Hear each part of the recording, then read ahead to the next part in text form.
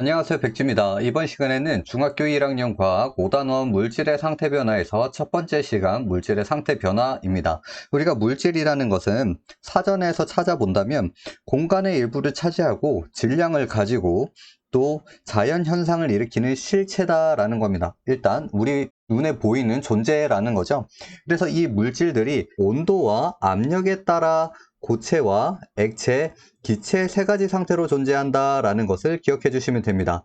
물로 예를 들었을 때 고체라는 것은 얼음에 해당되고 물은 액체, 수증기는 기체에 해당된다라는 거죠. 얼음과 물은 우리 눈에 보이지만 수증기는 우리 눈에 보이지 않는다라는 겁니다. 그래서 옆에 봤을 때 수증기와 김이라는 게 있는데 수증기는 기체 상태이기 때문에 우리 눈에 보이지 않는다라고 했습니다. 그러면 여기 뿌옇게 보이는 건 무엇이냐? 바로 김이라는 건데 밑에 보이지 않는 수증기가 밖으로 나와서 바깥의 온도와 수증기가 가지고 있던 본인 자체의 온도 차가 워낙 크기 때문에 급격하게 식어서 물방울 상태로 변했다라는 겁니다. 여기서 뿌옇게 보이는 김은 작은 물방울들로 액체 상태의 물이다라는 걸 기억해 주셔야 됩니다. 그래서 물질의 세 가지 상태를 생각을 해주시고 다음 페이지에서 좀 더 자세히 보도록 하겠습니다.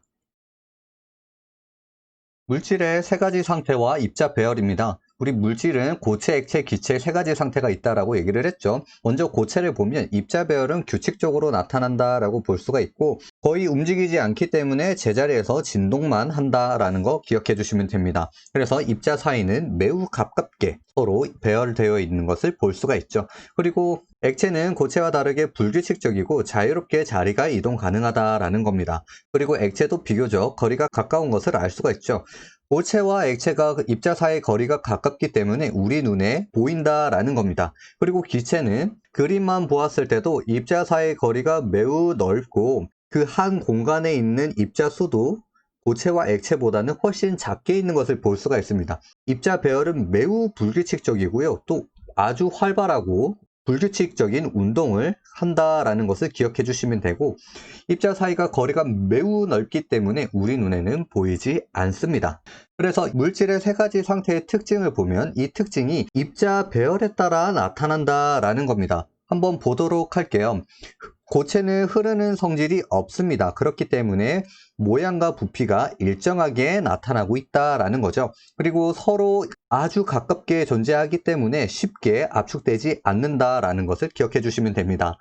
그리고 액체는 흐르는 성질이 있기 때문에 용기에 따라 모양이 달라진다라고 보시면 되고 하지만 가지고 있는 부피는 일정하게 나타난다라는 거 기억해 주시면 됩니다. 그리고 액체도 마찬가지로 비교적 서로 가깝게 존재하고 있기 때문에 쉽게 압축되지 않습니다. 그리고 기체를 보면 흐르는 성질이 있어서 용기에 따라 모양도 달라집니다. 하지만 부피도 용기에 따라 달라진다라는 것을 기억해 주시면 되겠습니다. 그리고 서로 거리가 매우 멀기 때문에 그 안에 있는 공간이 텅텅 비어 있다라는 거죠. 그래서 아주 쉽게 압축된다라는 것을 기억해 주시면 되겠습니다. 그리고 다음 페이지 보도록 할게요. 물질의 세 가지 상태의 특징을 좀 더 보도록 하겠습니다. 입자 사이의 거리와 압축되는 성질을 보면 입자 사이의 거리가 가까운 고체와 액체는 압력을 가해도 압축될 공간이 없다라는 겁니다. 그렇기 때문에 거의 쉽게 압축되지 않는다라는 거죠. 그리고 기체인 경우에는 입자 사이 거리가 매우 멀기 때문에 가하는 압력에 따라 쉽게 압축이 된다라는 겁니다. 그 밑에 예를 보면 기체가 들어있는 주사기의 입구를 막고 피스톤을 누르면 기체가 쉽게 압축된다라는 겁니다. 이 기체의 특징, 서로 입자 사이 거리가 멀기 때문에 가까워지면서 부피가 크게 감소할 수 있다라는 겁니다. 압축될 수 있는 공간이 있다라는 거죠. 그리고 액체의 상태는 담는 그릇의 모양에 따라 모양이 달라진다라는 것은 앞의 특징에서 액체는 자유롭게 자리를 이동할 수 있다라고 얘기를 했고 불규칙적이다라는 거 기억하시나요? 서로 자리를 이동할 수 있기 때문에 어느 용기에다가 넣어도 배열이 변하면서 모양이 달라진다라는 겁니다. 그리고 고체와 액체의 부피 변화 한번 볼게요. 고체와 액체는 부피가 일정하다라고 얘기를 했지만 온도에 따라 약간의 차이가 있다라는 겁니다. 온도가 높아지면 열팽창을 하고 온도가 낮아지면 어느 정도 수축을 하게 되는데 조금씩은 변화가 있다라는 거죠. 그 예를 우리 주변에서 볼 수 있는 게 무엇이냐면 전신주에 전선이 연결되어 있는 것을 볼 수가 있죠. 그 중에 계절에 따라 어떻게 길이 변화가 있는지 확인이 가능하다라는 겁니다. 겨울에는 수축을 해서 길이가 짧아지게 되고 여름에는 열팽창을 통해 늘어나서 길이가 좀 더 길게 된다라는 겁니다. 그리고 우리 철도에 보면 이렇게 철길을 조금씩 띄워놓은 것을 볼 수가 있죠. 여름에 뜨거운 열팽창에 의해서 휘어지는 것을 막기 위해 이렇게 조금씩 끊어서 놔뒀다라는 겁니다. 또 우리가 다리를 건널 때 지그재그 모양으로 서로 떨어져 있는 거 보신 적 있나요? 이것도 마찬가지로 열을 받았을 때 다리가 늘어나면서 휘어지지 않게끔 어느 정도 공간을 띄워둔다라고 보시면 되겠습니다. 하지만 기체와 비교를 했을 때 부피 변화가 매우 작기 때문에 같은 온도에서는 용기가 달라져도 부피는 달라지지 않는다라는 것을 기억해 주시면 됩니다. 음료수로 얘기를 해보면 500ml짜리 음료수를 사왔는데 음료수 모양이 다양한 병들이 있죠. 이런 모양도 있고 큰 컵에 담는다면 똑같이 부피는 변화 없이 500ml다라는 겁니다. 그렇기 때문에 부피는 달라지지 않는다라는 것을 기억해 주시면 됩니다. 그리고 다음 페이지 보도록 할게요. 우리가 앞에서 보았던 고체, 액체, 기체는 주변의 조건에 따라 서로 변할 수가 있는데 우리는 이것을 상태 변화라고 얘기를 합니다. 이 상태 변화의 원인에 첫 번째 온도가 있습니다. 온도가 높아질 때를 우리는 가열이라고 하고 고체가 액체로 변하고 액체가 또 가열이 되면 기체 상태로 변하게 된다라는 거죠. 그리고 온도가 낮아질 때를 냉각이라고 얘기를 하고 기체를 냉각시켰더니 액체가 됐고 액체를 냉각시켰더니 고체가 되었다라는 겁니다. 그리고 두 번째는 압력이 있습니다. 이 압력이 높아질 때에는 기체를 압력을 했더니 액체가 됐고요. 액체를 압력을 했더니 고체가 되었다라는 겁니다. 그리고 압력이 낮아질 때는 고체를 압력을 낮췄더니 액체가 되었고 액체를 압력이 낮췄더니 기체 상태로 변하게 되었다라는 거죠. 그래서 옆에 그래프를 봤을 때 이렇게 파란 부분이 고체고요. 이 초록색 부분이 액체, 그리고 보라색 부분이 기체입니다. 여기서 압력이 일정할 때 온도를 올려주었더니 고체였던 물질이 액체 상태가 됐고 액체 상태였던 물질이 기체 상태로 변하는 것을 볼 수가 있습니다. 그리고 일정한 온도에서 압력을 높여 주었더니 기체였던 물질이 액체 상태가 되고 액체였던 물질이 고체 상태로 변하는 것을 볼 수가 있었습니다. 하지만 물은 우리가 일반적으로 나타내는 이런 형태가 나타나지 않습니다. 압력과 물의 상태 변화를 보면 물은 예외적으로 압력이 커지면 고체에서 액체 상태로 변한다라는 겁니다. 두 개의 그래프에서 조금 다른 형태가 여기 기울기가 다른 거 볼 수가 있죠. 물은 같은 압력에서 온도를 높여줄 때 고체에서 액체로, 액체에서 기체로 가는 것은 똑같습니다. 하지만 같은 온도에서 압력을 올려줬더니 기체에서 액체로는 가지만 액체가 고체로 가지 않는다라는 겁니다. 고체 상태에서 압력을 올려줬더니 액체 상태로 변하는 것을 볼 수가 있었습니다. 우리가 일상생활에 이용하는 것이 어디 있냐면 겨울 스포츠에서 스케이트 또는 우리가 쇼트트랙을 봤을 때 날카로운 날이 있는 것을 볼 수가 있죠. 날이 좁기 때문에 그 좁은 부분에 얼음이 닿으면 압력이 높아지게 된다. 압력이 높아지기 때문에 그 얼음 부분은 물로 변하기 때문에 부드럽게 미끄러져 앞으로 나갈 수 있다라는 겁니다.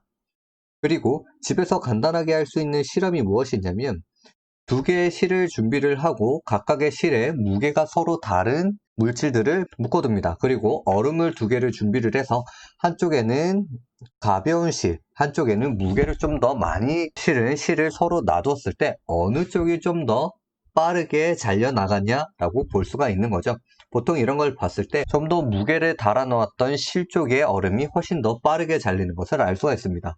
그래서 물은 압력이 높아지면 고체가 액체 상태로 변한다라는 것을 꼭 기억을 해주시면 되겠습니다. 그리고 상태 변화의 종류 보도록 할게요. 고체에서 액체 상태로 변하고 액체가 기체 상태로 변하고 또 반대로 기체가 액체로 변하고 액체가 고체로 변한다라고 얘기를 했죠. 고체에서 액체 상태로 변하는 것을 우리는 융해라고 얘기를 하고 또 액체에서 기체 상태로 변하는 것을 기화라고 합니다. 그 반대로 기체 상태에서 액체 상태로 변하는 것을 액화라고 얘기를 하고 액체에서 고체 상태로 변하는 것을 우리는 응고라고 하는 거 꼭 기억을 해주셔야 된다라는 겁니다.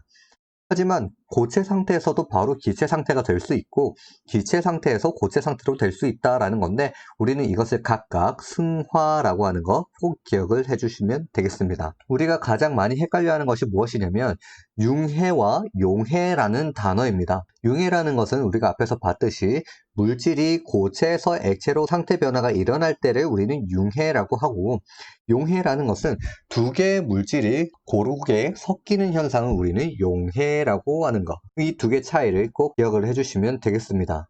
그리고 우리가 액체 상태에서 기체 상태로 갈 때 우리는 기화라고 얘기를 하는데 이 기화도 두 가지가 있습니다.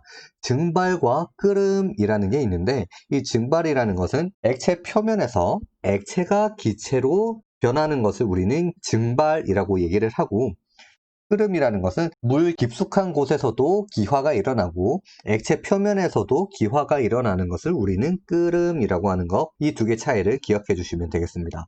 그리고 다음 페이지 보도록 할게요. 그리고 물질의 상태 변화에 대해서 좀 더 보도록 하겠습니다. 첫 번째, 고체와 액체 사이의 상태 변화입니다. 고체가 가열이 돼서 액체로 변하는 현상을 우리는 융해라고 얘기를 했고 우리가 예로 보면 얼음이 녹는다, 초콜릿이 녹는다, 또 철이 녹는다. 이렇게 녹는 것을 융해라고 합니다. 그리고 액체가 냉각이 돼서 고체로 변하는 현상을 우리는 응고라고 얘기를 하고 여기서는 대부분 얼거나 굳는 단어가 많이 나옵니다. 그래서 겨울철에 호수가 언다, 고드름이 자란다. 우리가 고기를 구워 먹고 철판에 녹아있던 기름이 철판이 조금씩 식으면서 하얗게 굳는 것을 볼 수가 있죠. 이런 현상도 응고라고 보시면 되겠습니다. 그리고 두 번째는 액체와 기체 사이의 상태 변화입니다. 액체가 가열이 돼서 기체로 변하는 현상을 우리는 기화라고 얘기를 했고 보통 물이 끓거나 증발하거나 또는 땀이 마르거나 빨래가 마르거나 한낮이 됐을 때 이슬이 사라지는 것을 우리는 기화라고 합니다. 그리고 기체가 냉각이 돼서 액체로 변하는 현상을 우리는 액화라고 얘기를 하고 샤워를 할 때 거울에 김이 서린다라는 거죠. 앞에서 얘기를 했듯이 김은 수증기가 식어서 작은 물방울로 변하는 상태다라는 것을 얘기를 했었습니다. 그리고 차가운 컵을 따뜻한 곳에 놔두면 컵 표면에 물방울이 맺히는 것을 볼 수가 있죠. 주변에 있던 수증기가 차가운 표면을 만나면서 서로 물방울로 만들어졌다라고 보시면 되는 겁니다. 그리고 새벽녘 플립에 이슬이 맺힌다라는 것도 액화에 해당되는 예입니다. 그래서 우리가 봤던 예들 꼭 기억을 해주시면 되겠습니다. 그리고 다음 페이지 보도록 할게요. 그리고 고체와 기체 사이의 상태 변화 한번 보도록 하겠습니다. 그리고 승화라는 것은 고체가 액체를 거치지 않고 직접 기체가 되거나 또는 기체가 액체 상태를 거치지 않고 직접 고체가 되는 현상을 승화라고 얘기를 했죠. 그 각각의 예를 한번 보도록 하겠습니다. 드라이 아이스 덩어리가 점점 작아진다라고 볼 수가 있는데 베스킨에서 보통 아이스크림을 사 먹거나 포장을 하면 이상한 주머니에 네모난 것을 하나 넣어줍니다. 그게 바로 드라이 아이스인데 그것을 조심히 꺼내서 바닥에 두고 관찰을 해보면 시간이 지나면서 크기는 점점 작아지지만 액체가 만들어지지 않는 것을 볼 수가 있습니다. 그리고 우리가 겨울철에 그늘에 쌓인 눈이 조금씩 사라지는 것을 볼 수가 있는데 그것도 승화를 통해서 바로 기체 상태로 날아갔다라고 보시면 되고 겨울철에 그늘에 널어놓은 빨래도 언 상태에서 조금씩 마르게 된다라는 것입니다. 그리고 반대의 상황은 나뭇잎에 서리가 생긴다. 그리고 냉동실 벽에 얼음이 생긴다. 그리고 추운 날에 창문에 성에가 낀다라는 것을 볼 수가 있습니다. 이것이 모두 기체 상태였던 물이 빠르게 얼면서 고체 상태인 얼음으로 변했다라고 보시면 되겠습니다. 그래서 이런 물질을 가지고 있는 친구들이 있는데 바로 이산화탄소와 요오드 또는 아이오딘, 나프탈렌이 있다라고 보시면 되고 대기압의 고체 온도를 조금씩 높여줬을 때 액체를 거치지 않고 바로 기체 상태로 변한다라고 보시면 되는 겁니다. 그리고 다음 페이지 보도록 할게요. 그리고 고체, 액체, 기체 세 가지 상태가 상태 변화가 나타날 때 입자 배열의 변화도 어떻게 되는지 한번 보도록 하겠습니다. 첫 번째, 가열할 때의 상태 변화입니다. 가열할 때는 고체가 액체로 되는 융해, 액체가 기체로 되는 기화, 고체에서 기체로 가는 승화가 있었다라는 겁니다. 입자 배열들은 점점 불규칙해진다라는 것을 알 수가 있고, 입자 운동들은 좀 더 활발하기 때문에 좀 더 서로 멀리 떨어지는 상태가 된다라는 겁니다. 그래서 입자 사이가 멀어지기 때문에 부피가 증가하게 된다라는 것을 보시면 되죠.